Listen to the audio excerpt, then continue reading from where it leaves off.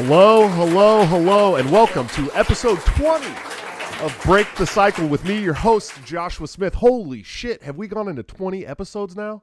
That is insane, guys. I really appreciate you guys sticking around and all the love that you've shown me and my family through Break the Cycle has been absolutely amazing. We love you to death. You're considered family, every single one of you, but especially my mom, who is always in the chat. You all better be nice to my mother, who loves the show and loves all you guys and doesn't realize how crazy some of you are. So, but anyways, let's start out with some sponsors. Of course, we have Lorenzotti.coffee for all your delicious Italian coffee needs delivered directly to your door. Bring the taste of Italy home. Use BTC at checkout for a 10% discount. You will not be disappointed in this coffee. I promise you it's delicious. TopLobster.com. For all your graphic design needs, this man does all my thumbnails, basically in a sweatshop somewhere in New York. He doesn't get paid. He gets paid a little bit, but not much. He's really cool. Give him your money. You can use BTC at checkout, also for a 10% discount, where you can get this really cool Reed Mises Not Mark shirt that he hand drew. This guy hand draws everything. So show them some support. And, of course, anthemplanning.com for emergency crisis and emergency and crisis planning for your business or home or personal. They are executive producers of the show. Amazing people. We had Amy Lepore on the show recently. Definitely check them out. Give them your business. It's something that the government would love to do for you, and they suck at it. So anyways, we got a cool show today, guys. We have a gentleman on who has basically told Governor Bashar in Kentucky to eat his entire ass. And so if you are a fan of me, you know that's one of my favorite quotes. But I do have a little news clip for you guys that I would like you to check out prior to bringing him on. So here it is. I'll shut up. On Friday, when the mandate started, we opened our garage door a crack. Well, more than a crack, pretty high, enough to create the airflow that you see with the outdoor patios and the outdoor tents and things like that you typically see. And we thought we were a heated patio now because we had just as much airflow as these tented patios do. And today the health department came in on a routine inspection, and they saw some people sitting and drinking their coffee sitting at that table there. When they came in, they said that I couldn't have people inside, and at that point I was just like, no, I'm not going to do this. This is ridiculous. And so she called her supervisor. Her supervisor came in and said, shut it down. And I said no, and he left. He's on from the phone for a bit. He came back in and said, you need to close the premises immediately. We're going to put this closed sign on the door, and we're going to have the police come and get you removed. Well, when talking to him, when he came back in, he said something along the lines that the police aren't enforcing it, and he was surprised about that, but we're closed. And I asked him, well, what's that mean? Nobody knows what happens if I continue to operate. And the worst that can happen is we close, go to jail for a bit. What am I facing now? Locked up inside my house with losing my businesses. It's really, they've set me up in a situation where I have more to gain by resisting than I do to comply.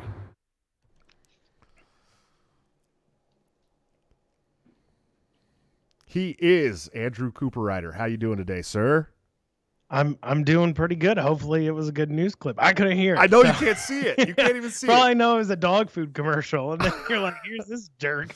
No, it's definitely your news clip where you were basically saying that they've incentivized you to stay open by threatening you with jail and in your business being closed if you don't. I mean, regardless, you know what I mean? And right. So it was a cool news clip. It got me pretty hyped. I feel the same way.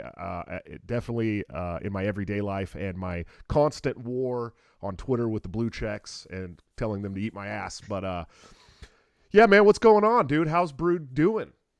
I mean, Brood's doing okay. We've got it's doing better in revenues, but we have a Thursday ABC hearing coming up. That would be here in 2 days. And so, tomorrow I'm going into prep for that because I'm taking the stand there, as well as there's going to be some COVID experts that come on and say I killed grandma. And we're going to see how that plays out. I don't know. Who knows how that goes, right? It's over Zoom, so I'm going to live stream it on our Facebook page. I think that'll be fun. Do you guys just have like a ton of wrongful death suits planted on you from all the people who died from getting their coffee there, or what? No, funny enough, they can't prove a single person died from getting their coffee there. Shocking. I know. So what's happening there? So, and this goes into a lot of different things about how they're controlling these businesses, and we can break that down. But basically, I have never been convicted of a crime. I have never been charged with a misdemeanor. However, they believe, the ABC board of the state believes that I, Andrew Cooperrider, this is what they believe. I'm not saying I believe it.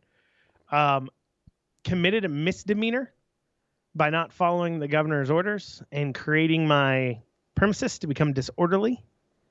And therefore, they are taking away my ABC license for committing a misdemeanor, even though I have not been convicted by a trial, jury at all. So they can just decide you don't get your license anymore, have an administrative hearing with one judge, and, they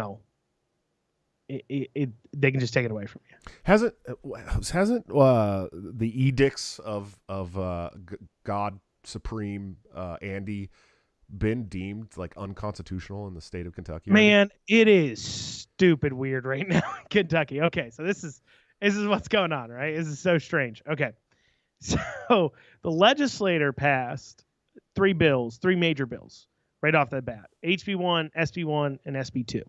Those bills basically said that a state of emergency couldn't exist past 30 days without calling the legislature into session for them to vote on whether or not the state of emergency exists. This is important. I mean, the Tennessee governor just literally said, COVID's not an emergency anymore. Stop declaring it a state of emergency and stop allowing people these counties to enforce mask mandates. Like that just happened yesterday, right? So they're saying, hey, you can't just sit there and declare a state of emergency for perpetuity. You need to call us into session and we get to vote on it. And then there was something in the statute that said, in the emergency power statute, that said the governor can suspend laws in case of emergency.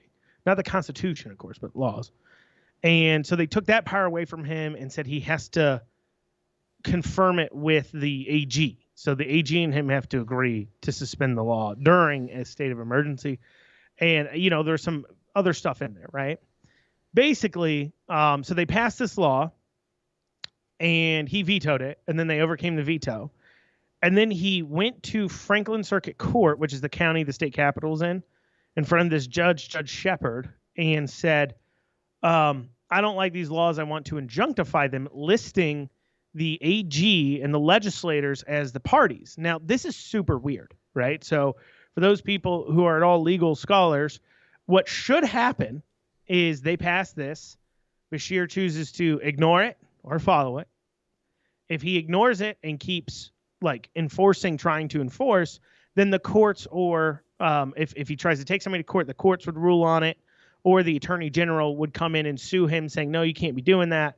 And he would then be arguing that the laws are unconstitutional. So he's stating that these laws are unconstitutional. But instead, you have a governor that has now gone to the courts and said these laws can't become laws because I think they're unconstitutional. And he went to one judge that's elected in Franklin County. And judges' elections are really weird, and we can go into that too. But anyways, and that one judge has injunctified the law from becoming a law. So to put this in perspective, at the federal level, pretend the House and Senate pass a law, president vetoes it, they pass it again, and then the president goes to court and says, stay that law from becoming a law. We're going to litigate it for the next 6 months. And it doesn't get to become a law. And so there was a legal theory put out there by the AG, by my attorney, by others, that said that, well, the governor can't be doing this because the way lawsuits work is it's against the listed party. And what's weird is what are you doing with the legislators and the AG when you tell them they can't, when you're injunctifying a law with the listed parties as the AG or the legislator? They don't do anything after the law is passed. The governor is the one who enforces the laws. So the way because it's so weird, the way it's read and understood, and a couple of judges have agreed with us in a couple other cases, is that the only people who are held in party to that suit are the legislators or the attorney general, which is also weird because legislators typically have legislative immunity, which says you can't sue legislators for passing laws. But yet this Judge Shepard, has decided that there is a pandemic exemption to legislative immunity. And at one point, the governor was threatening to throw the legislators in jail for contempt of court. What a fucking tyrant. Yeah, this is crazy shit. Anyways, I want legislators thrown in jail too, but not for this. You know what I mean? Well, yeah. I mean, not for this. And so he goes to so we get a ruling on, not we, but somebody gets a ruling, another restaurant gets a ruling in Scott County from that judge saying, no, you guys are exactly right. You're not parties to that suit. These mandates are not legal. They're not okay. And you can't, now that suit said you can only not enforce against these restaurants. But there's another suit up in Boone County, which is northern Kentucky area, that is the same suit, same argument, another constitutionalist judge. And it's filed for class action status. So if the class action status gets granted at the same time the decision's made, it would make it to where the governor cannot enforce against all these restaurants and everything else. That is if the Supreme Court doesn't pick it up, because it picked up the other two and it overturned the Scott County's appeal. It was appealed and then it was overturned. So now they can still enforce against those restaurants, but it's really unclear. Because I was talking to the owner of that restaurant the other day, and he's like, I don't know what the rules are for us. And so, but you had the Boone County court case, which they did not pick up in that case, which is kind of weird. But long story short, so he passes those three laws. So then the legislators say, okay, well, we're going to pass House Joint Resolution 77, which lists what emergency orders are still effective and which ones aren't. And, things like restaurant ban capacities, masks, things like that were not in the list. And what's funny is that House Joint Resolution 77 was passed based upon a bill that called SB 150 from 2020, which the governor used in his arguments in Bashir v. Acri as to why he can be making all these mandates. So he ran, though, back to that same Judge Shepard, got House Joint Resolution 77 also enjoined. And then, to top it off, they passed a budget. And in the budget that starts July 1st, they say you cannot spend any government money on enforcing your COVID mandates. And that starts July 1st, right? He also now has gone to the courts and has filed for that to be injunctified. That is a budget, okay? That is for you government people, that the legislature is supposed to have the ultimate check of the power of the purse strings outside of impeachment. And you don't have co-equal branches. The legislators are the legislative branch is supposed to be far more powerful than the other two branches. That's the way it's supposed to be. They can impeach people in other branches. They can dictate their budgets, things like that, right? Sure.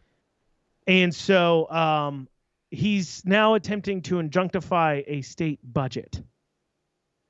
And we're in a kind of a constitutional crisis here in Kentucky because the question becomes, and this is what we talked about, there's a legal theory that is proven to be true in some regards that, for example, if a restaurant was not following the mandates and they came in and tried to enforce against them and they took it all the way to court, it would be found that, nope, they're fine. You cannot enforce against them, right?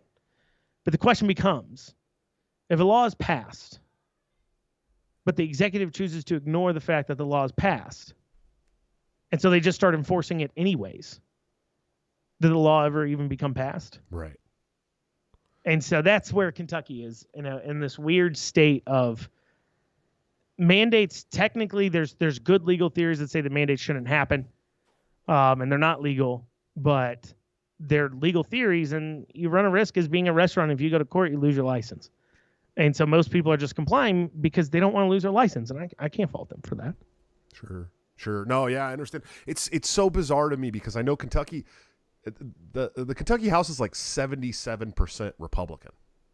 Yeah. It's 75 out of 100 House reps are Republican, and 30 out of 36 state senators are Republican. So the Democrats can't even stop a supermajority in Kentucky. No, they can't. And also, too, we only need a constitutional majority to overcome veto. So we only need 51 votes Right. to overcome a veto. So what you end up with is but then you have, of course, a bunch of Republicans, because Kentucky has been Democrat for a long time. A lot of people don't realize that. Kentucky's only had 3 Republican governors in its entire history, right? I believe up until Bush, it voted Democrat, like for the president. Sure. And even then, the Republicans didn't grab control of the state legislature until, I believe, like 6 years ago. You guys have spent way too much time close to Ohio, man. 4 years ago, something like that. Yeah, I mean, it's weird. Yeah, absolutely, man. So I mean, you're still open and operating. Yeah, I'm still open and operating. And have they pulled they haven't pulled your liquor license or anything? Which, by the way, for people that don't know, he serves coffee and beer. And beer. That's right. That's right. I get you in the morning. I get you at night. Whenever you're there. It's really smart. I mean, it's really smart. It is. If you think about it, it's a great business model. You got coffee in the morning, and when you're on your way home from work, you got beer. It's great. Right. And also, too, where we open super early, we used to get like third shifters that'd come in and drink beer like at 6 a.m., 7 a.m. Oh, yeah. Because they're like, we're the only place open to get beer at 6, 7 a.m. But yeah, no, we're still open and operating. So basically what happened was, so we stayed open. They came in, they pulled our licenses, both of them, liquor and food. And then we went to court, and the judge ruled that we could not serve or prepare food. But at the time, the way the mandates were wrote, event venues could still have a capacity of 25. So we were like, listen, we're an event venue. And so we turned into an event venue. And then for whatever reason, food trucks just started showing up outside and serving food. You could come inside and eat it. We just couldn't serve and prepare. That's what the judge's orders said. So we didn't. Now, those food trucks, though, they're half smart, right? So they showed up. They were smart enough to, like, want to buy our equipment from us for the day, rent it from the day. So, we let them do that. They even hired on our staff for the day to make coffee. But, they didn't think far enough ahead to actually buy cups. So we would sell cups, and then they just gave away free coffee. And it was really weird how that worked. So you're actually like in a Twitter beef right now, legitimately. I'm in a Twitter beef, right? With right, the right. governor. So, right, yeah. So kind of to explain that, you got to know what happened. So, the health department called up my lawyer as I was doing the food truck thing, and was like, "Can he stop?" And I was like, "Nah." And the governor kept getting questions asked at press conferences where they're like, "Why are people still eating inside Brood?" And he's like, "Listen, they think they found a legal loophole. We'll see what happens with the liabilities." That's what he said. And what ended up happening was the health department was like, went to the judge. The judge was like, nope, doesn't look like he's in contempt to me. And so they're like, well, how do we get him to stop? And he go, well, he's a restaurant. He can't be operating. My lawyer's like, well, you took away his food license. So by definition, he's not a restaurant. Yeah. And so they ended up giving me back my food license. So they try to shut in order to again. stop the food truck stuff. Oh my but I only took it back like 2 days before the mandates were supposed to end anyways, because by me standing up, 1,000 other restaurants had come on board and said, so my case went civil and they had to pay a bond to close me, right? Sure. So it was like 5,000 for me, but it could be 100,000 for the right restaurant, right? So 1,000 restaurants came on and said, listen, if you don't lift this indoor dining ban and go back to 50%, we're all going to open anyways. And we're going to open on this date. And 2 days before that date, on the record highest case count day, the governor announced that he's opening up indoor dining back to 50%. And let's keep in mind, when he first opened back in spring, he only opened to 33%. So, he caved into all the demands because it quickly became they couldn't afford it. So I got my food license back. They tried to hold my liquor license, but my lawyer filed an emergency order for a judge and a jury to hear why I should get my license back. Sure. And so they immediately just returned my license, actually paid my licensing fees for me too, and gave me back my license, paid my licensing fees, because they didn't want to have to go under oath in front of a judge. They want to do an administrative hearing. So to avoid that, they just gave me back my license for now. But like I said, that hearing's there on Thursday. So, that kicked off me kind of trolling the governor a little bit. I did something like, I was outside the governor's mansion, which is public property, but he lives there. And, I had some of my coffee and I wrote him a note that was like, no hard feelings. Better luck next time. Sorry, you suck. Right. Put the note in the box and hand delivered the box. And, and so we start getting into it a little bit there on the Facebooks. I keep tagging them and stuff and, getting thousands of likes and reactions, things like that. Right. My Facebook is reaching like 250,000 a month, which is stupid high numbers for a local coffee shop. Yeah, sure. And so what ended up happening is the governor then getting pissed off. Now keep in mind, he'd been eating only in. He does not go out anywhere. He went to like Mammoth Cave once, but that was it, right? He only ate in because COVID will kill you, right? So he's so worried that how everybody looks about it. So his first time he ever goes into a place and takes a picture to promote a business is a coffee shop. And I go, well, real funny, and I didn't point out that he was trying to somehow compete with us. I just made a joke about it. Well, like a week later, he goes into this place called Coffee Tree in Frankfurt, and he takes a picture there with saying like, "Oh, I got coffee." And then everything. He's like, "They're so safe in how they serve," And then Coffee Tree makes a post that says, "Oh, it's great having the governor by. We're safe. We serve great. We're keeping our community safe. Unlike some coffee shop in Lexington. # coffee brewers against brewed." And I'm like, so I turn around. I wasn't going to say anything about his visit there. I was just like, this is weird, but okay, maybe I'm going crazy. Maybe it's not about me. So I turn around and I comment back to Coffee Tree being like, oh, okay, now you've thrown down the gauntlet. Let's have a coffee off. So I challenged him to a straight black coffee taste off with 11 judges. I said even the governor could even be one of the judges. And what's funny is they were getting ratioed so badly, they turned off their commenting on that post. They then were going through and deleting comments faster, like as fast as they could. They got like a whole mess of bad reviews on them too, as well. It was like it did not work out well for them. Well, I think, well, that's okay, a little strange. Well, like a week ago, for the first time ever, I grabbed a screen grab off of the First Lady Brittany Bashir's Facebook page, and I like she said something like, "We've been leaving through COVID with love," and I'm like, "Oh, love is a skyrocketing overdose rate and people losing their businesses and you not giving two craps and our unemployment system's the worst in the country. That love, right?" And no, I'm not kidding you. Like 3 hours later, she posts on her socials the same picture from 2 weeks ago of her and the governor getting coffee at that shop in Louisville. It's like 2 hours later, she posted on her socials. And I'm like, all right, so I screen grabbed that and I'm like, are you getting in on this action or did the governor steal your phone? Like, what's going on here, Yeah. And so I went this past week, I was at EKU doing Andy Bashir's A Tyrant Changed My Mind. Well, the prior day, Bashir had been in that same area.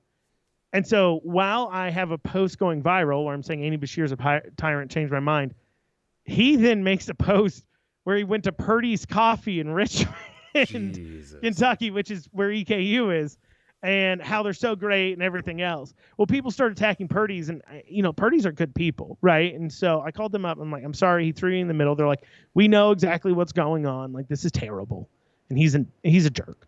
And he threw us in the middle. It's really uncomfortable. So I went out to Purdy's and I took a photo, and there to be like, hey, they're great. Basically to kind of cool the Liberty people from attacking them and being like, well, I know where I'm not going for coffee. Well, and then today, the lieutenant governor posts a picture of her getting coffee from the same shop in Louisville that they originally were posting they were getting coffee from. And so now it's turned into a point where they're all, and it would be like, well, they take a lot of pictures. No, they don't though. They don't take any pictures at restaurants, out anywhere else. The only businesses they have been promoting for the past like 2-3 weeks are coffee shops. Yeah. And talking about how safe they are. It's so petty. It's so petty. And you go on the comments and it's hundreds of comments of people being like, hashtag I stand with Brood, or you should go to Brood. Or we all see how petty you're being. I've actually seen screenshots of Brood on Twitter where it's some like screeching leftist who's pissed off about you too. Like I've seen that. Oh, I have. You know what I mean? Like, or not leftist, but like some Democrat from Kentucky, that's like, right. Like, oh my God, this place boycotted, blah, blah, blah. They're open and not following the rules. Sucks, right?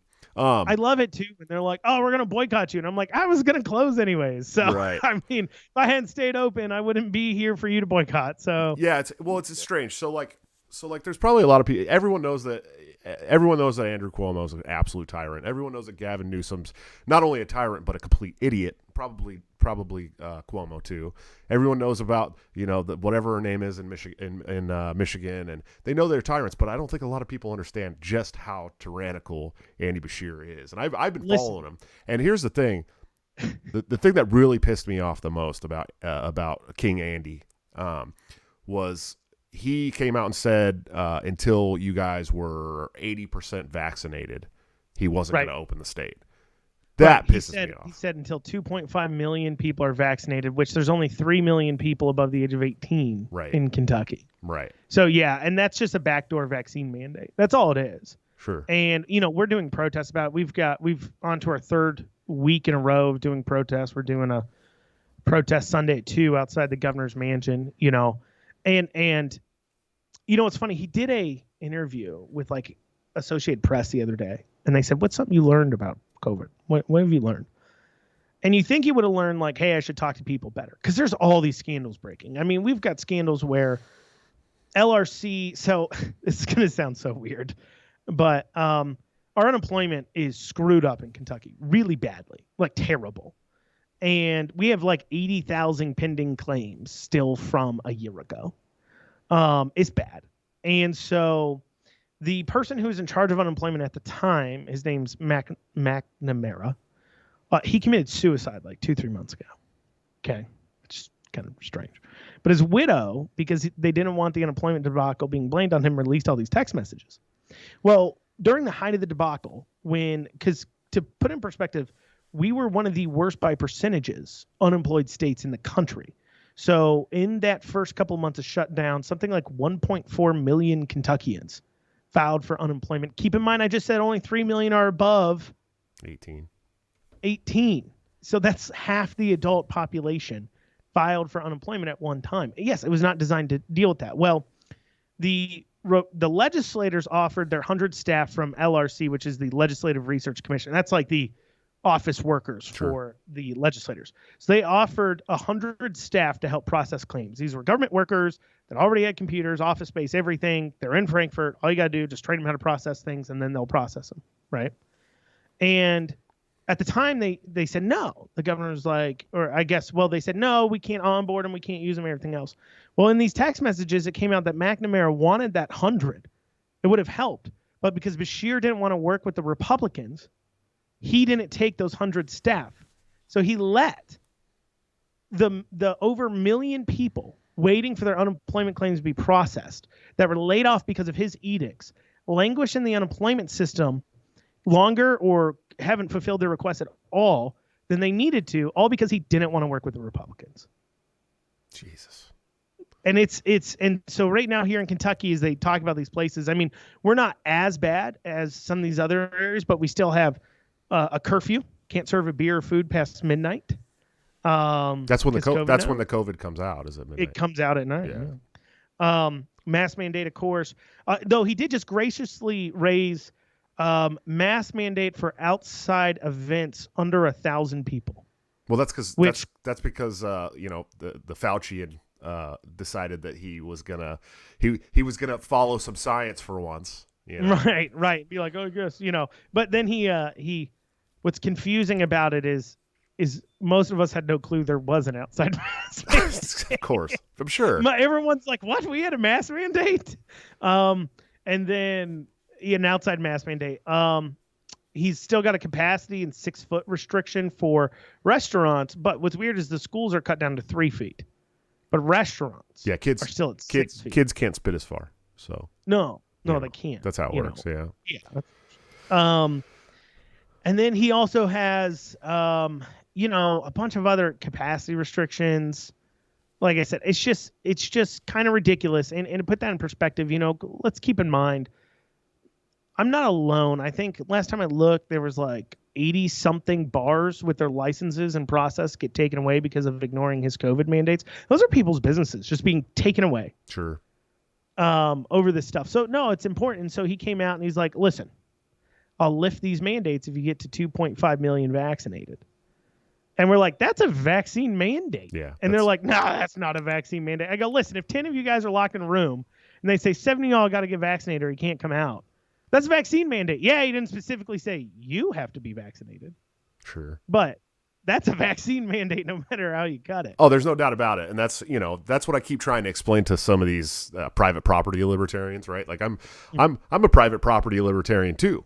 I am. Right. But when a federal or even a state lawmaker says, if you want to open your business, you have to require vaccine passports, and then that business does that, it's not of their own free will. That's a mandate. No, not at all. I mean, and not only is that a mandate, I mean, listen, so I put up a video where the other day he said he was on the call with hundreds of thousands or not hundreds, business owners that represented hundreds of thousands of employees.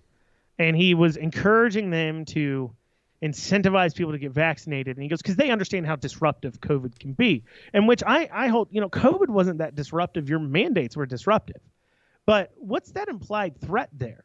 I mean, hey, if you all don't get vaccinated, it's not like he could close you guys, right?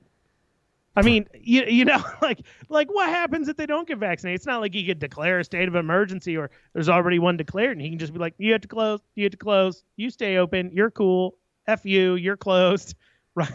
Because that's literally what he did for the last year. That's what he's been doing. You're okay, you can open, like almost individually, Sure. And so, yeah, no, that's not private business, right? And also, too, try to convince me that something like an airport is a private business. You're going to fail. I mean, all but one airport is owned by government.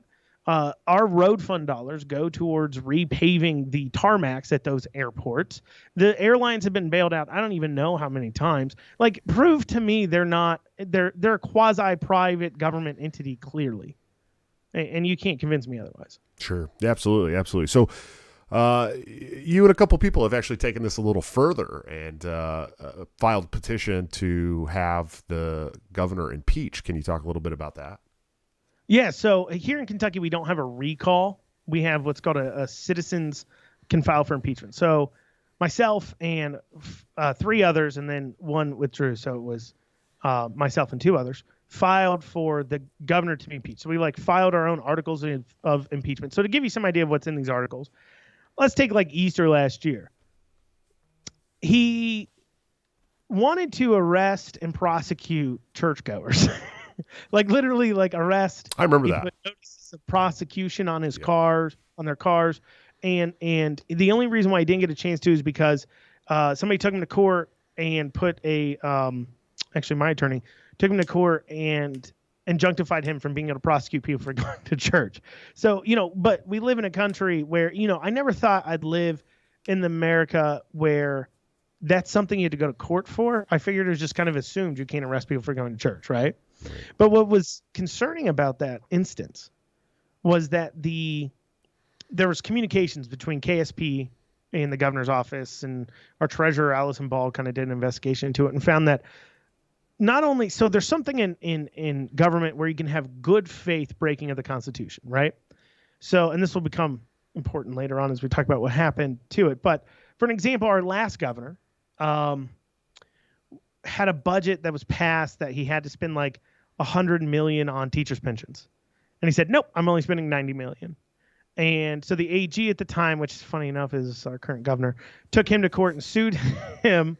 And the courts found that it was unconstitutional for him to not spend the full $100 million because you have to constitutionally spend your full budget. I guess government can't save money. I don't know. But anyways, and so, he was found to be in violation of the Constitution. So that's what's called a good faith violation, right? So he didn't know, it hadn't been litigated before or anything else. The problem with this particular case is the communications through KSP and his office and everything else. They said things like, this is quite clearly a First Amendment rights violation, so we need to be careful about how we enforce it. So they were knowingly breaking the First Amendment, sure, and they admitted to it. And so that's super concerning. He also banned protests and then allowed BLM to protest. But then when somebody was protesting mandates, he said, no, we have a mandate saying you can't do that. Shocking. I know, right? And then he said, no, I've got this here free speech zone that's over in this parking garage, because nothing screams freedom of speech like free speech zones, which is a thing on college campuses too. Shout out to Kevin Shaw for actually suing the California state college system and winning in that exact kind of case, though. So right. No, that's those are ridiculous. But he set up a free speech zone. He went to we took him to federal court for that. He lost. He banned parochial schools, so religious schools. And for 6 days, he's in violation of the Diocese v. Cuomo case that the Supreme Court heard that said, nope, you can't close religious schools. But so he was in violation of that for 6 days. At one point, there's just constant things, right? He illegally pulled out $700 million from the federal government without anybody saying okay. And then in this most recent audit, our auditor discovered that they have literally no idea what happened to that money. Like he's like, I don't know where it was spent. He's like, I can't find it anywhere. Jesus. So, you've got that issue. So, you got a lot of issues there. And so we filed for that. We filed, he responded, we respond, he responds, right? There's one point where he was telling the impeachment committee to kick rocks. The impeachment committee had to threaten him with contempt in order to get him to actually turn over the stuff they asked for. And then the impeachment committee, because the establishment Republican Party of Kentucky decided they wanted to leave Beshear in because he's good for fundraising, because they fundraised a lot in 2020 off of his ass. So they're like, I'm going to leave him in there and leave his tyranny in there. And so they leave him. So they decide not to impeach him. And the reasoning behind it, and I'm not kidding you, Josh, was literally, yeah, he broke the Constitution, but so did all the other governors. So that's literally what they said. They said the last 10 governors have all broke the Constitution too. Now remember what I said, our last governor broke the Constitution and not spending $10 million he was supposed to, right? That though they're comparing to getting arrested for going to church, which I don't know, for some reason I think the one's good faith and the other one clearly wasn't, especially when you're talking about it. So they choose not to impeach him. But in turn, they decide the governor turns in a cost bill, and the impeachment committee decides to pass on a bill to us for $42,444. And this was to pay for his attorneys, which are government employees, the impeachment committee's attorneys, which half of them were attorneys, so I don't know why they had to hire an outside attorney firm. We had to pay for the KSP, Kentucky State Police, that's KSP by the way, providing security for the impeachment committee hearing and all kinds of crazy things. And so they passed on this cost bill of $42,000. Well, the First Amendment of the Constitution is pretty clear. We have the right to petition our government for redress. What is an impeachment petition but a petition of our government for redress? I believe I've been wronged by the governor. I'm petitioning for the right. And so they passed on this $42,000 cost bill. And so then we turned around and filed Cooperrider v. Beshear in federal court, where we're suing the governor for violating our First Amendment rights for redress. So somehow, while being investigated for his multiple First Amendment rights violations, the governor has managed to violate the impeachment petitioner's First Amendment rights. He just does not respect that thing at all. Not only is he a tyrant, he's also not very smart, it sounds like. It's not that he's not very smart. It's that he literally will take it to the edge. Sure. Right? So if he thinks he's losing a court case, he'll just he did this time and time again in our other cases. So he would, if he think he was losing a case about a mandate, he would just turn around and be like, no, I'm taking back the mandate. So this case doesn't need to go on because I dropped the mandate anyways. And then, he'd tell all of his followers, it's safe now to do X. Sure. And I asked that about all his followers too. How do you believe literally one man somehow knows better than everyone else? I mean, you got governors all over this country lifting mandates. And you're like, nah, Beshear knows better than all of them. I'm like, he's just a lawyer. How does he know better than all these other governors? Sure. I don't know. Sure. And so when this all started, you were in the Libertarian Party, right? I was in the Libertarian Party. And then you kind of had some falling out. What happened there, man? Well, things happen. So one is the Libertarian Party was not exactly very strong about these anti-mandates, one of the few things. And I think, well, you're on the LNC, so I don't think the Libertarian Party knows too much what they believe. Like, they kind of believe something, but then you've got this weird spectrum of beliefs where you've got entities like, I know here in Kentucky, for an example, you have libsocs that say they don't want the government doing things. Then, like, every time the government does something like forgiving college debt, they're all like, oh, yay, clapping their hands for it. And I'm like, well, hold on. You can be a libertarian socialist as long as you don't want government to enforce socialist ideals. But you keep clapping every time the government's enforcing socialist ideals. So I wonder what's going on there. Sure. And then, of course, you have all the way to ANCAPs that, are at the other end of that spectrum. And, so I stand up and I get a little bit of support from my local party. Not much, not at all. But I got a lot of support coming in from the Liberty Republicans, of course, coming in and showing support. And then that coupled with, there was a lot of situations there. I mean, remember where I said we had the impeachment petition? Well, that guy who left the impeachment petition, he sent in this letter, and you can go on LRC's site and see it, where I believe our court filings about it, because we're actually in our federal court case, we're actually referencing those letters as reasons how he did such an about face that we're referencing those letters in our court filings as to why the $42,000 is a breaking the First Amendment right, is chilling your First Amendment rights. And we're pointing to the fact that he literally turned tail and ran the minute he found out there was going to be a bill. And so that gentleman who, in my opinion, there's one thing to withdraw, but what he did was he sent in a letter that was literally like, the governor can, well, his lawyer did, whatever you want to call it. But anyways, the governor can break the Constitution. Well, wait. I think he was if his lawyer sent it in, that's a little different. Okay, right? So here's what's weird. His lawyer sends it in, and then he's claiming like, well, no, my lawyer sent that without my okay, which that's called legal malpractice. Sure. So that lawyer should be sued. You should at least fire that lawyer. Well, was it like right? a private? I mean, was it like a private letter, or did he? I mean, there's a big difference if he told his lawyer, it didn't tell his lawyer to send a letter. I mean, that would be a little different. Right. And I agree with you. And if he had filed against him for malpractice, I would 100% believe that. But that's not what happened. He kept the attorney. He then sent in an official letter to the impeachment committee that stated everything he said in that letter anyways, that then he signed and notarized. And above that, he's saying, I'm signing that these statements above are mine and I believe them to be true. And he signed and notarized it. So at that point, you didn't drop the attorney and then you signed and notarized a letter that says the exact same thing. Sure. So I don't think, anyways. So, and it's such an about face. And keep in mind, basically what the letters were saying was that the governor can break the Constitution and shouldn't be impeached for it. And he's sorry for doing it and all these other things. And that gentleman then went on to be voted in his chair for the Kentucky Libertarian Party. And so I'm like, here's this party.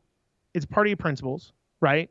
But then you have a person who folded in on their principles because they're worried about the repercussions for their actions, which, hey, I understand that. I mean, like I said, you could withdraw without sending everything else. But the reason why he sent everything else was because the lawyer wrongly assumed that the governor was the one who got to decide the actual cost bill. And he wasn't. It's the impeachment committee that did that. Sure. And to the point where the governor, even in his cost bill he sent to the impeachment committee, said, I don't want this other guy to be charged that sent me this letter apologizing. And so, it's just such a turn on your principles. And keep in mind, this gentleman, he was one of the people that was threatened with prosecution for going to church. He was in that case. And he was one of the people who was threatened with prosecution. And he just completely turned the minute he had repercussions for his actions. And then the Libertarian Party of Kentucky votes him in. And I'm like, okay.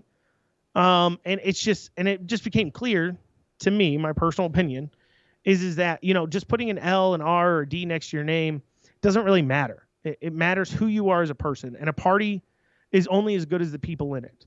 And we've seen the Republican Party and the Democrats Party, I'm more familiar with the Republican Party, obviously, go far away from their own platforms, what they say they're for, because the people in the party don't hold them accountable. And I just, with that move, I can't see any evidence that the Libertarian Party would be any different. As I said earlier beforehand, if we had ranked choice voting, you could convince me that's a fix to the system. That might be a golden bullet, right? Where independents have a chance to win. Until independents realistically have a chance to win, I don't think a new political party is going to necessarily be the fix.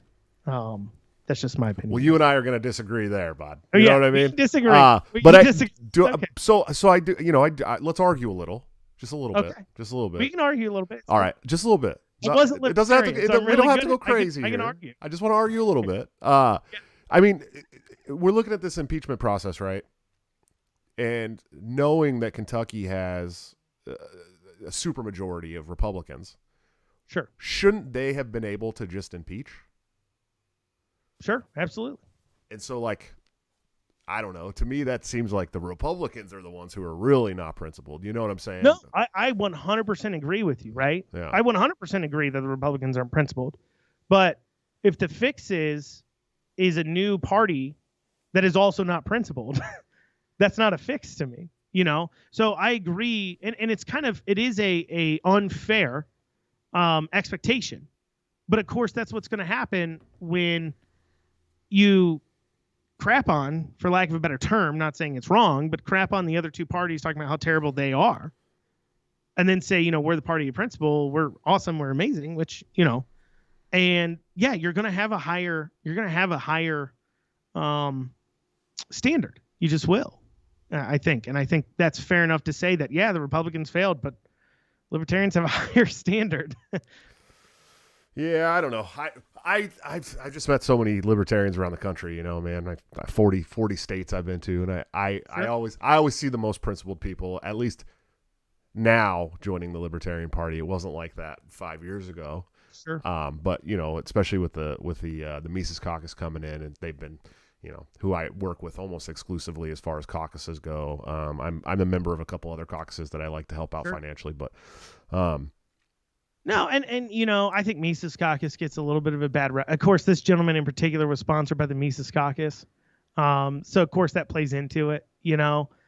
I know there was some conversation where Michael was aware of this issue, but because they wanted Mises in control, that's kind of who they're pushed, right?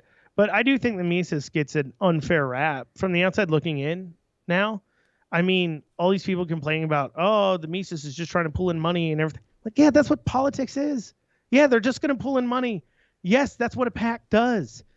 I'm like hybrid PAC. That's hybrid PAC, whatever, foundation, whatever you want to call it. Anyways, that's what it does, right? And so I think that is unfair to sit there and say, like I said, people are just upset the Mises Caucus and Libertarian Party, I think, not as much over their views, but more so because they're executing to actually change things, because they are doing it the right way.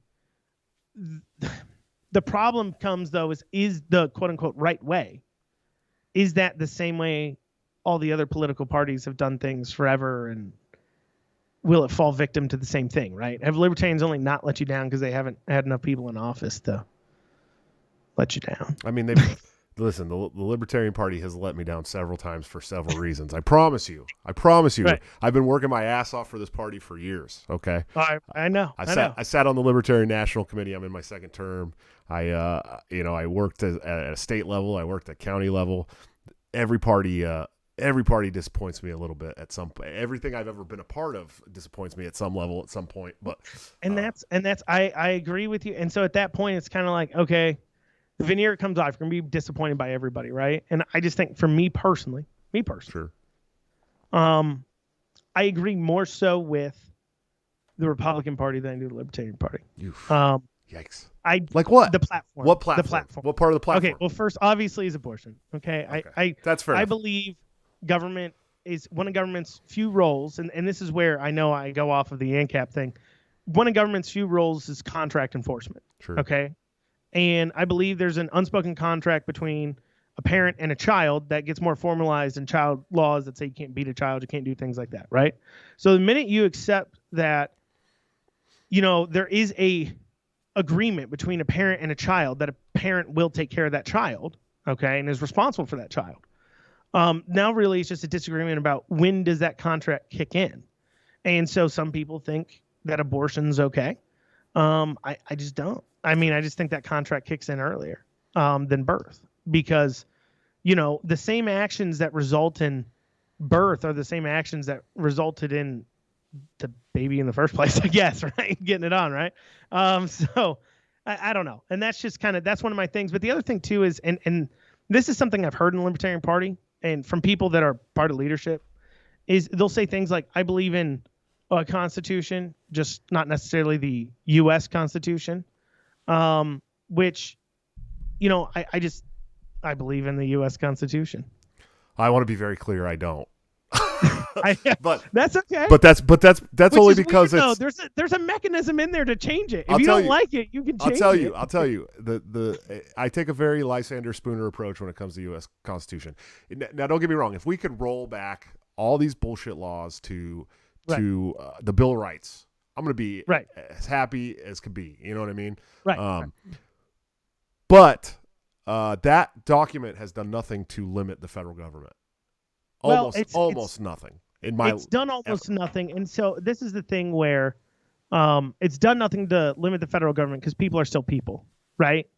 And the paper is only as good as people are willing to enforce it. And I think one of the hardest things a lot of people had to accept, and I deal with this all the time, especially like the sovereign citizen crowd that I talk to. And it's like, you know, there was a point during the pandemic where there was a legal question of, is there a pandemic clause to the Constitution? That was up for legal debate at one point. Sure. You know, and some could say it definitely is. I mean, what's called spade a spade. You know, there is a mechanism in the U.S. Constitution to close businesses for the greater good. However, you're also supposed to compensate me for doing that. Sure. And that is a natural check because, of course, if they got to close all these businesses, they might start getting a little more specific about which businesses need to close and which ones don't, right? If it's going to cost them money. So anyways, you know, long story short, I agree with you in the sense that people haven't been enforcing the Constitution, but that once again comes down to people being involved. I don't think our system of government was ever built to have this level of people that just don't participate. They don't participate in the primaries. They don't participate in the general. They don't pay attention. I mean, we do these change my minds things and tabling things at universities, and we'll be like, hey, what's your opinion on Andy Bashir? And they're like, I have no opinion. I'm like, I hope to God you do not vote. Like, you should have some opinion if you're going to vote in the state on the governor. Well, I'm of the opinion that tar and feathers have done a lot more to limit federal government in history. I'm just saying. Okay. Make politicians birds again. Hey, all I'm saying is I can only get on board with that until we've exhausted all other things. And you can't tell me we've exhausted all other options when we got guys out here looking at you, Boogaloo boys. Listen, the American Revolution took place over 200 years ago. When is enough?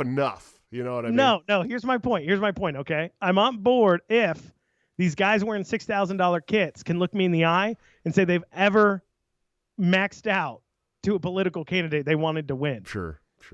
You know, I'm like, I find it hard. And that's the thing, too. And people are like, yeah, we're going to revolt. I'm like, you guys don't even show up to primaries. Like, you think you're going to show up on the day of the war? Like, you're staying home like you did during the primary. Yeah. Shut up. Some boogs are cool, man. Some of them I'm like, yo, man, your plates are supposed to be a lot higher than that. You're freaking me out. You know what I mean? But anyways, before we go, dude, I got a chat. It looks like somebody trying to clear up in the YouTube chat what you were saying about him leaving due to cost, but he left because he was pushed out by other petitioners. I don't know if there's any truth to that. The others refused to communicate with me and tried to make me sign a blank page response to the government. Is that true? Like I said, the issue was not him leaving. The issue was what he said in his leaving. I said that many times. I don't care that he pulled out. I cared about what he said when he pulled out. Gotcha. You know, if you're gonna sit there and say, oh, I mean, if you want, I can read it out loud. Do you want me to read it out loud? Is it long? It's not that long. I can read it out loud, though. It sounds like it might be long. It's not that long. Okay. I can read it out loud. Do you want me to read it out loud? Sure. I mean, if you want to. Okay. I'll read it out loud for you guys. Okay. But no, like I said, we all have our disagreements from time to time, but it's Is this the one that was sent by the lawyer, or the one that's No, this notarized? is the one I'll read the one that he signed and notarized. Okay. And you can find this on lrclegislative.ky.gov. Just go to the special committee under impeachment meeting materials. As long as it's the one that's signed and notarized. It will be the one I usually don't care about private chats between lawyers. So No. This is the one that's signed and notarized. Well, the one was sent to the governor, but okay. Having consulted with counsel, petitioner is of the opinion that Respondent Governor Beshear acted under the color of the law as the matter set forth in the petition. While citizens remain free to approve or disapprove policy decisions made by the governor, the election process in and of itself is adequate and plenary remedy by which the citizens of the Commonwealth may generally resolve policy differences with their elected officials. Having reviewed the law with the council, petitioners of the opinion that impeachment is an extraordinary remedy reserved for cases where an elected official commits illegal, fraudulent, corrupt, seditious acts. Having reviewed the pleadings of the council, petitioner is of the opinion this instance is not of that nature. Having reviewed all pleadings with council, petitioners of the opinion that election process adequately protects the interests of the people in this instance. Having reviewed the pleadings of the council, petitioners of the opinion the governor has obeyed court rulings. Petitioner wishes to dissociate from any harsh, disrespectful language directed towards the governor, the Supreme Court of Kentucky, or the General Assembly, and any pleadings filed in his name. He wishes to dissociate from any personal attacks as they may appear, especially those intended to cause the governor to be personally distressed. Personal attacks have no place in government process. Petitioners, in short, simply and respectfully disagrees with several policy decisions made by the governor. He also respectfully disagrees with the Kentucky Supreme Court's reasoning in the case of Beshear v. Acree. He hopes the General Assembly will appropriately act within its scope of authority to address the legal issues set forth in that opinion. He, however, upon consulting with counsel, does not view the policy agreements as grounds for impeachment. And that was signed and notarized. Yes. I'm gonna need to read the laws of impeachment for you for Kentucky, because I really don't know. Well, the laws of impeachment are basically whatever the General Assembly decides they want to impeach for. Of course it is. They can impeach. I am shocked. If you sneeze the wrong way, they could technically impeach you. If they, that's it. So, the point is just, you signed on saying, hey, he broke the Constitution. And then, there's something different to say. I wish if he just sent, hey, I wish to withdraw off this. That's one thing. But I don't know. So do you think you'll ever bury the hatchet with the Libertarian Party? I have plenty of people I work with in the Libertarian Party. Okay. I have plenty of people I work with in the Libertarian Party. Listen, I just want to get liberty done, right? And keep in mind here in Kentucky too, we're a straight ticket state. The chances of a Libertarian getting elected at state legislative level is incredibly low because of that, right? Sure. Just simply. For those who don't know, that means you walk in, you hit D, you hit R, and you walk out. On top of that, for those who are unaware the way state legislators work, you got to get like 10 House reps in there to really make an actual difference. Sure. And so, and this isn't a new thing. Rand Paul, Amash, Massey.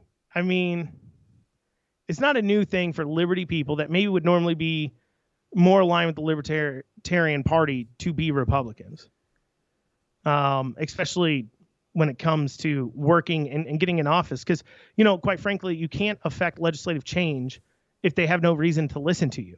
And if you don't have a Libertarian elected, you're in a straight ticket state where the chances to win are slim, and you don't even participate in their primaries. And you're talking to a Republican House rep that won by 80% of the vote last race, oh, wow. And you don't even partake in the primary. So it's not like you could challenge him. Why would he listen to you? Sure. And it's hard. I think that from the national point of view, we're doing some really good things to start targeting legislator races. That's how we started winning legislator races finally. Sure. Since for the first time since the 70s. Well, you guys got two, right? Yeah, two, both in Wyoming. Both in Wyoming. Yeah. Well, is Wyoming a straight ticket state? I don't think it is. It's right? not. But we have a new program called the Frontier Program that's essentially targeting races that we can win and dumping a little bit of extra capital into them. I got a really good which guy makes sense. doing Listen, it. that makes sense. that makes sense. It makes a whole lot of sense. And targeting those races is important. And listen, I'm not saying the Libertarian Party doesn't have opportunities in nonpartisan races in Kentucky. They absolutely do. Sure. I think they should focus on those races. And I'm not even against situations where I could see myself helping out a Liberty person that I agree with that maybe identifies as an L instead of an R that's running in a nonpartisan race and helping them out. That's really not an issue for me, and I don't foresee me being unable to bury the hatchet ever. It's buried as far as I'm concerned with working with the people I work with. Cool. So Good to hear. you can call me. Good. You can call me. Yeah, I bet. But no, that's great. It's great to hear, man. I'm of the mind that we need to attack liberty from every angle we possibly can. Right. It's why I even work in politics, because I'm not a politics guy. You know what I mean? I think I would like to see the end of politics, but I work in the political aspect because I see it as another tool to roll back the state where I can. I also think that the counter economy is a good idea. I also think that crypto is a good idea. There's all kinds of different angles. So I get it. You're not gonna, you know what I mean? I'm not going to argue with you and say that there's no way. But 1 second, I want to give a shout out to Reed Coverdale, Will J, my mama, and John Chow for the super chats before we start heading out. What's next for you, man? What are you doing? What are you doing next? So, obviously we're leading protests. We're kind of tearing that up. But, we've had the opportunity. We're growing quite a platform and a platform that's holding government accountable. So we're actually making a move to some larger kind of offices for us to do kind of not just legislative work out of as far as, writing bills, getting bills passed, but also to as well research into things that are going on. Like, for an example, we have a Fayette County school board person here that's here in Lexington that's a member of the school board, like the elected board, that is also a member of the National Teachers Union Board. And that seems like a conflict of interest to me. Yeah. But you can't have the guy that signs the contract sitting on the board that also negotiates from the other side the contracts. You shouldn't have teachers unions at all. But, things like that, where we're digging into that, getting people activated, paying attention, getting involved into important races we're definitely pushing there as well. We're coalescing a lot of different liberty groups here in Kentucky. I think our network now has probably about 4,000, 5,000 very active people. I mean, in one day, they had one bill that was terrible in Lexington that they proposed. And in one day, we got 28,000 phone calls and emails into the legislator to tell them to not pass that bill. True. So we've got a large network and we're working on coalescing behind getting some good liberty people in office, primarying out some of these terrible Republicans. And there's a lot of bad ones in Kentucky, clearly, because it's a red state, but yet I still have to wear a mask on my face every day. Well, I don't, but, people who follow those things do. Yeah, I'm lucky to live in Iowa, man. They just don't give a shit here at all. So yeah, no. I stopped giving a shit personally a long time ago. I mean, there's like I said, there's definitely a movement of civil disobedience in Kentucky that is growing very quickly. Just continue pushing nationally and statewide on liberty things. Like I said, I mean, we do liberty events here locally, like a local coffee shop holding a liberty event. People would pay $10 to get in, but it came with your food, right? So you got it was a luncheon. So you got food with it. And it's all about, how to get bills passed, how to get liberty legislation done. And we had over 100 people show up to that. Wow. And that's just like a local coffee shop hosting it. True. And and those are the local people. I had people contact me being like, come do one in this part of the state, that part of the state, that part of the state. So, I think there's a lot of opportunities to get liberty really done here in Kentucky. And I definitely hope to be, a part of that. Sure. Absolutely, man. Where can people find you at, Andrew? Brood on the Facebooks, Brood Lex on the Twitters and the Instagrams, and then broodco.com, BREWEDCO.com. You can also go to shop.broodco.com.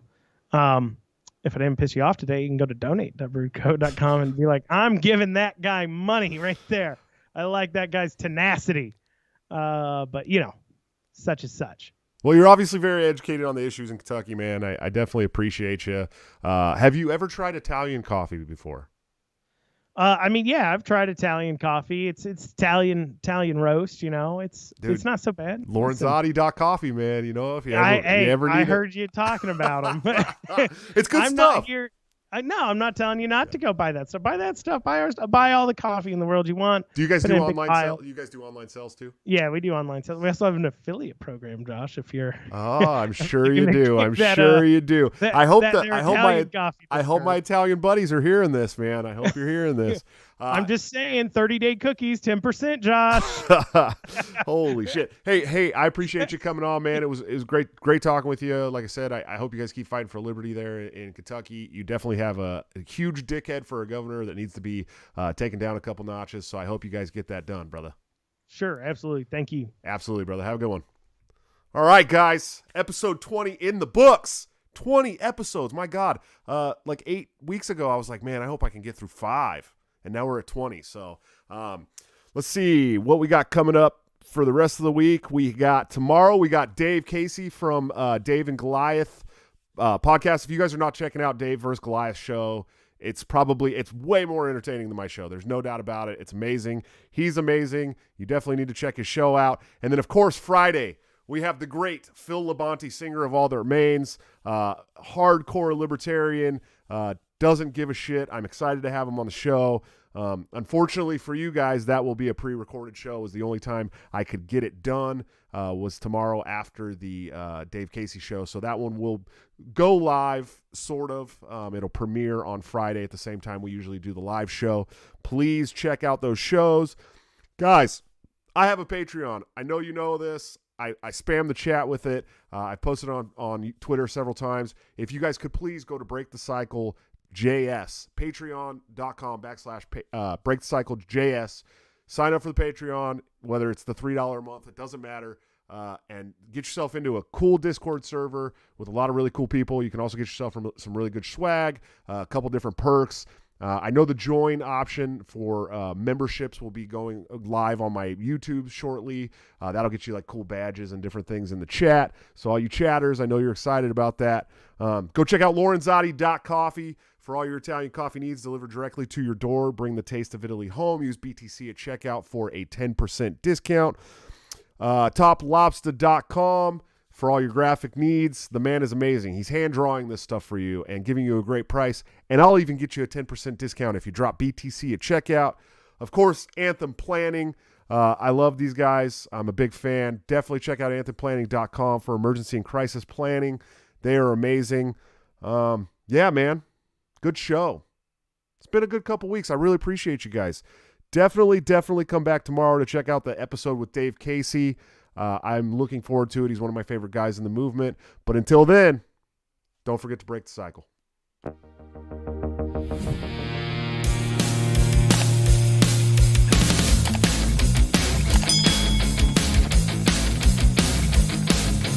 Due to legal reasons, I just have to explain.